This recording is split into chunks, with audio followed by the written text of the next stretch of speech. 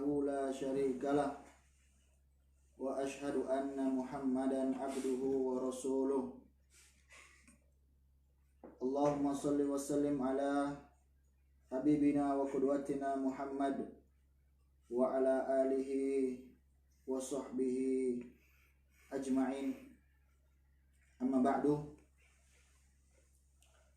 Para pemirsa, penikmat sosial media yang berbahagia, kaum muslimin, ikhwah wa akhwat rahimakumullah. Pada kesempatan yang berbahagia ini, insya Allah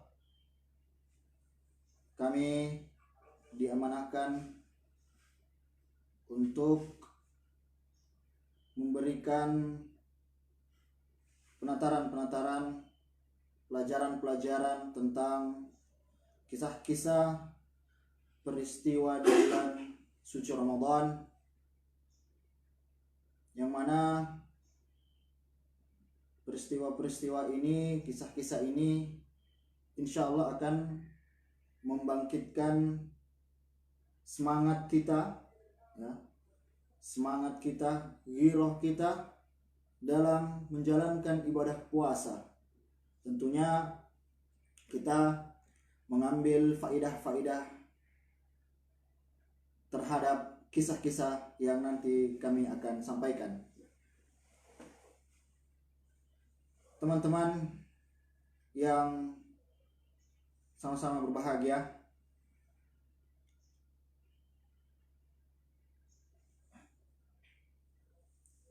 kalau berbicara tentang judul kami, yaitu kisah-kisah peristiwa di bulan Ramadan, tentunya hal ini memiliki banyak sekali sejarah-sejarah yang telah terukir di buku-buku para ulama, yang mana kita dituntut untuk mengetahui sebagai umat Islam agar supaya kita mengetahui apa-apa saja yang telah mereka-mereka umat-umat terdahulu capai di bulan Ramadan. Karena akhir-akhir zaman saat ini banyak pemahaman-pemahaman yang mungkin menganggap di bulan Ramadan itu bulan peristirahatan yang penuh. Mereka menganggap bahwasanya bulan Ramadan itu hanya khusus untuk banyak tidur, seperti itu. Tapi kalau kita melihat dari kisah-kisah nanti yang akan kami bawakan, malahan itu bertolak belakang dengan apa yang mereka persepsikan. Teman-teman yang berbahagia, kenapa kami diberikan amanah untuk membawa judul ini, kisah-kisah peristiwa di bulan Ramadan? Karena melalui kisah-kisah, melalui peristiwa-peristiwa, kita bisa mengambil pelajaran, kita mengambil pelajaran, mengambil faedah yang bermanfaat di dalamnya, agar supaya kita termotivasi jika datangnya bulan suci Ramadan.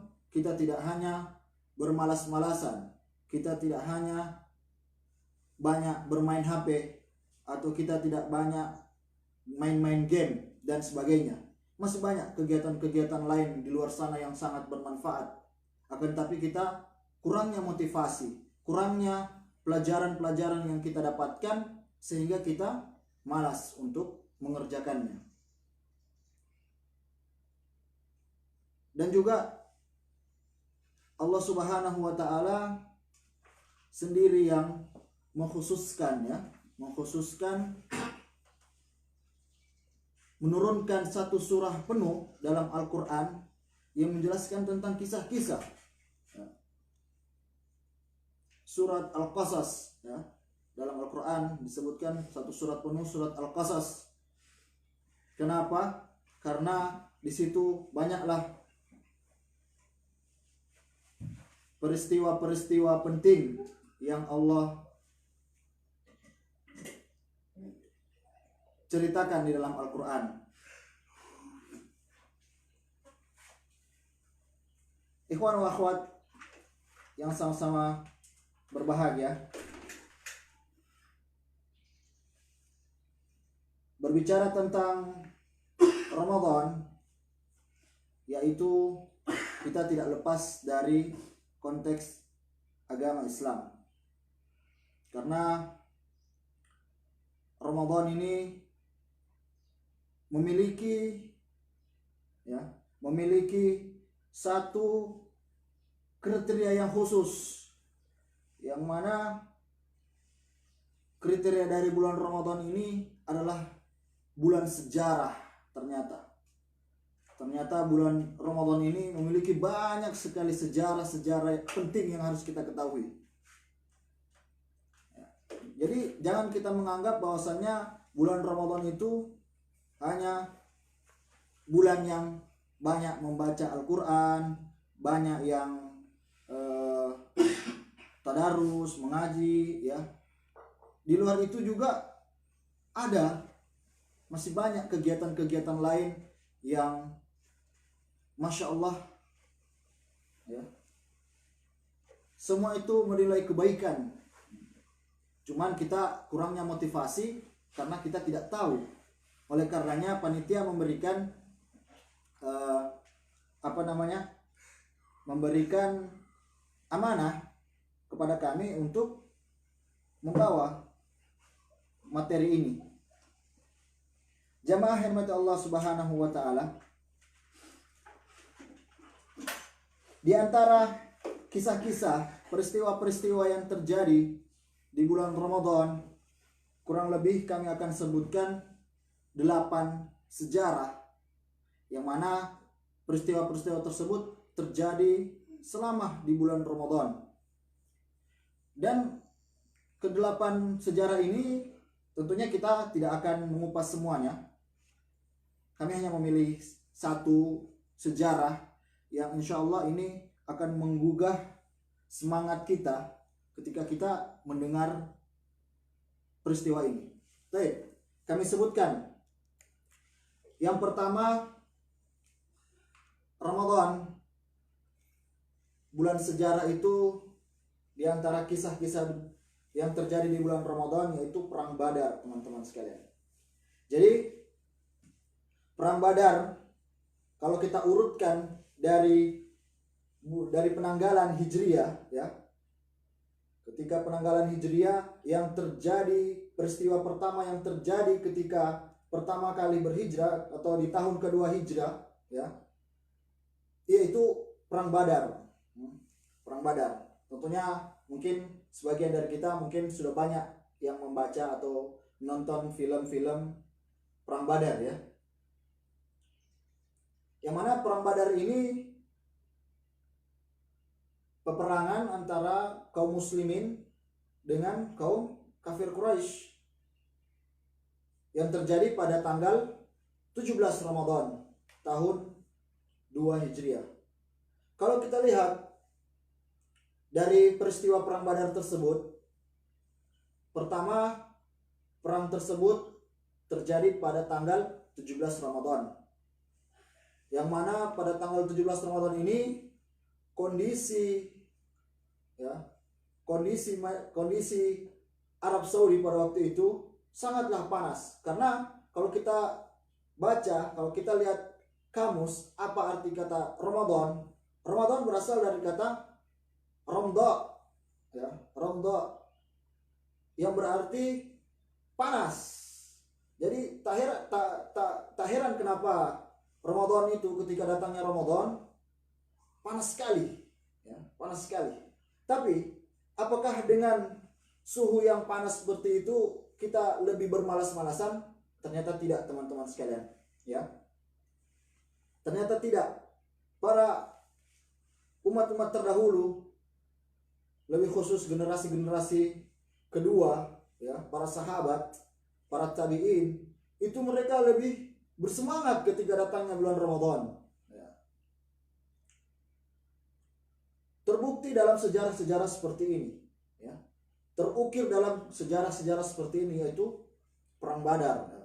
Yang mana kalau kita lihat Perang Badar itu perbandingannya sangat jauh. Ya. Kaum muslimin hanya sekitar 300-an orang, sedangkan kaum kafir Quraisy, ya, kurang lebih sekitar 1.000 orang, ya, kurang lebih sekitar 1.000 orang. Tapi apakah mereka dengan melihat jumlah lawan lebih banyak daripada kaum muslimin itu sendiri, apakah mereka kembali menuju Madinah? Ya, tidak. Bahkan mereka tetap kokoh berdiri menghadapi 1.000 orang tersebut. Namun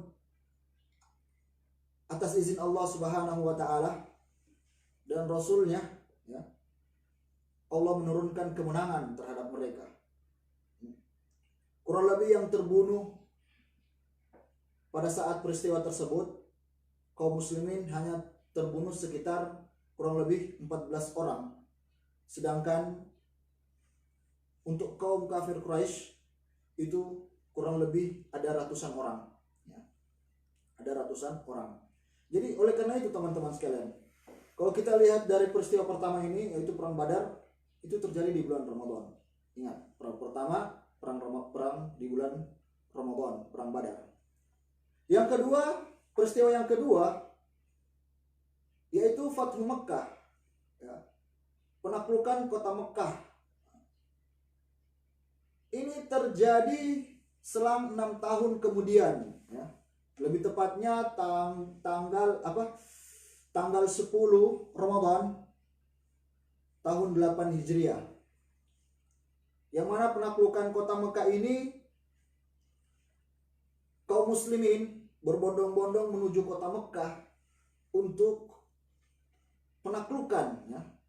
Makanya Rasulullah SAW, ya, sangat pada waktu itu beliau memuji Abu Sufyan. Barang siapa yang masuk rumah Abu Sufyan akan selamat, ya, seperti itulah. Karena Rasulullah SAW melihat ada potensi terhadap Abu Sufyan. Peristiwa yang berikutnya yaitu perang atau Ma'rakah Buaib. Ma'rakah Buaib. Yang mana pertempuran ini antara kaum muslimin melawan Persia di daerah Buaib, Irak. Pertempuran ini teman-teman sekalian dikomandai oleh Musanna bin Harithah pada bulan Ramadan tanggal 13 Hijriah. Baik, sekarang kita sudah tahu, sudah ada 3 peristiwa yang terjadi di bulan Ramadan.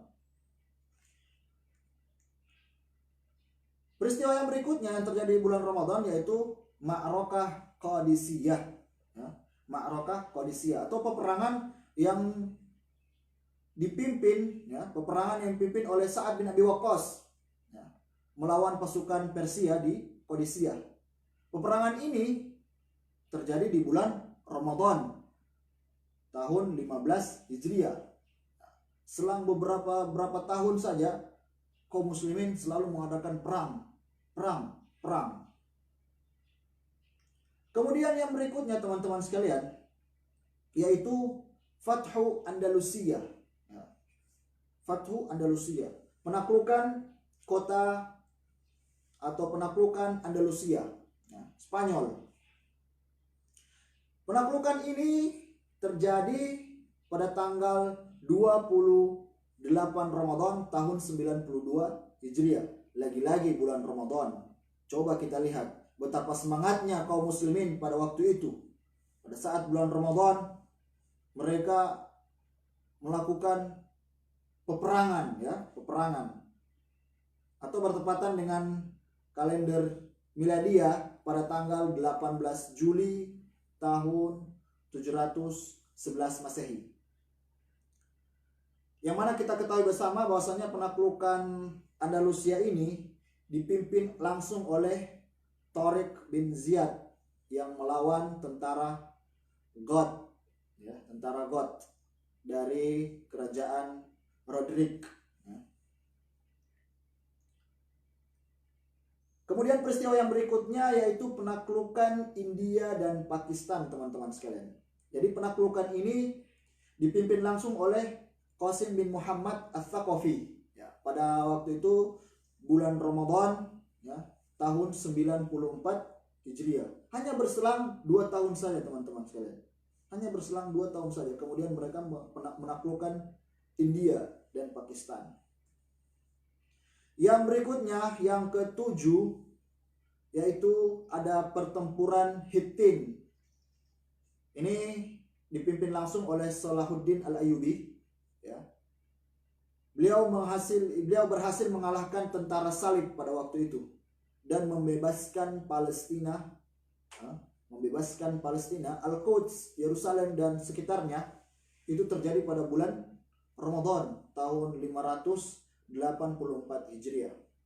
Dan peristiwa terakhir yang kami akan bawa di sini yaitu pertempuran Ainun Jalut, ya, pertempuran Ainun Jalut. Pertempuran ini terjadi di bulan Ramadan tahun 658 Hijriah, ya. Yang mana umat Islam ini dipimpin langsung oleh Sultan Qutuz dan berhasil melawan bangsa Tatar yang sangat bengis pada waktu itu, yang sudah membunuh jutaan kaum muslimin, ya. Coba kita lihat, teman-teman sekalian, dari peristiwa-peristiwa tadi yang kami sebutkan, mulai dari perang Badar sampai perang Ainun Jalut, pertempuran Ainun Jalut, kita bisa simpulkan bahwasannya, atau kita bisa menarik kesimpulan atau dapat bertanya seperti ini. Kenapa umat Islam itu selalu tertulis dalam sejarah hanyalah selalu bertempur dan bertempur terus. Peperangan terus. Kenapa seperti itu? Ya, karena kami jawab bahwasannya ketika ada pertanyaan-pertanyaan seperti itu, kita jangan langsung menjudge orang, ya. Kita jangan langsung menjudge orang bahwasanya Islam ini agama seperti ini. Islam ini agamanya begini. Islam itu sangat keras. Islam itu teroris dan lain sebagainya. Tidak, teman-teman sekalian. Sejarah telah mengatakan atau sejarah telah bercerita, ya, bahwasannya Islam melakukan peperangan karena dua hal. Hal yang pertama, karena mereka akan menegakkan keadilan, ya. Mereka ingin menegakkan keadilan. Kalau kita lihat di antara peristiwa-peristiwa tadi, itu semuanya sebelum diperangi oleh Islam atau sebelum Islam melakukan peperangan, itu semuanya adalah kebatilan semuanya, ya. Mulai dari perang Badar, kita ketahui bersama apa yang terjadi sebelum adanya perang Badar, kemudian Fathu Makkah, kemudian Fathu Andalusia dan lain sebagainya. Itu semuanya adalah kebatilan. Sampai-sampai masyarakat kota pada waktu itu, ya, sebut saja di Spanyol, meminta tolong kepada siapa? Kepada umat Islam, ya. Mereka meminta tolong kepada umat Islam untuk dibebaskan dari kebatilan-kebatilan ini, ketidakadilan ini, ya. Makanya di sini umat Islam datang untuk menolong mereka, Jamaah sekalian mata Allah Subhanahu wa taala. Ya. Jadi seperti itu.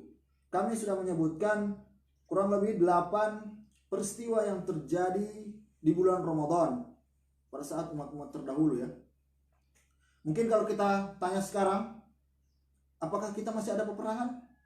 Kami katakan sekarang tidak ada peperangan lagi, ya. Kami tidak ada peperangan lagi. Tapi peperangan yang nyata adalah melawan hawa nafsu kalian masing-masing. Ya. Itulah peperangan yang nyata. Karena hawa nafsu kita itu mungkin lebih tinggi ya. Mungkin lebih tinggi untuk kan ini kan tidak ada yang lihat. Oh begini dan begitu. Oh oke, enggak apa-apa, ini hukumnya lah basah. Sikat saja ya. Tidak seperti itu teman-teman sekalian. Inilah yang harus kita pahami bersama, bahwasannya dengan Ramadan yang memiliki kisah-kisah sejarah yang sangat pantas untuk kita pelajari, itu kita akan mengambil faedah-faedah di dalamnya. Kita akan mengupas satu peristiwa saja ya, yaitu penaklukan Andalusia, penaklukan Spanyol. Penaklukan Spanyol. Jamaah rahmat Allah Subhanahu wa taala. Kalau kita lihat Spanyol saat ini ya, itu adalah sisa-sisa dari kebangkitan Islam pada zamannya ya. Kita masih teringat ya, lapangan sepak bola yang ada di Spanyol itu. Ya, kurang lebih seperti itu ya. Pokoknya ada lapangan sepak bola yang sangat viral ya di Spanyol itu merupakan sisa-sisa dari umat Islam, peninggalan umat Islam. Jadi kita sebenarnya harus berbangga diri sebagai umat Islam. Kitalah yang taklukkan pertama kota atau negara Spanyol ya. Pada waktu itu negara Spanyol dalam keadaan keterbelakangan. Kemudian ketika Islam masuk di kota tersebut, ya, mulailah kota tersebut menjadi kota yang mercusuar, ya, kota yang memiliki peradaban, ya, peradabannya sangat pesat, ya. Baik, jamaah sekalian kata Allah Subhanahu wa taala. Andalusia. Kalau kita berbicara Andalusia, berarti kita teringat pahlawan yang sangat fenomenal, yaitu Tariq bin Ziyad. Beliau ini, Tariq bin Ziyad, kalau kita lihat dari sejarah kelahirannya, beliau lahir pada tahun 50 Hijriah atau bertepatan 670 Masehi. Beliau lahir di tengah suku Barbar, ya. Barbar di Afrika. Kemudian masuk Islam, ya. Dari kabilah Nafazah. Kalau mau dilihat dari kabilahnya atau dari sukunya, suku keluarga Barbar, kita akan berpikir saat ini bahwa suku Barbar itu identik dengan negatif, kekerasan, ya. Tidak. Teman-teman sekalian, kita harus ketahui bahwasanya beliaulah yang sangat berjaya atau sangat memiliki kemampuan yang besar menaklukkan Andalusia pada waktu itu dengan kecerdasannya, dengan kelihayannya. Padahal beliau, ya, Tariq bin Ziyad ini bukan dari orang yang bangsawan dan lain sebagainya, tidak, ya. Ciri-ciri dari Tariq bin Ziyad ini, teman-teman sekalian, dia berperawakan tinggi, ya, berkening lebar, ya, serta berkulit putih kemerah-merahan, seperti itu.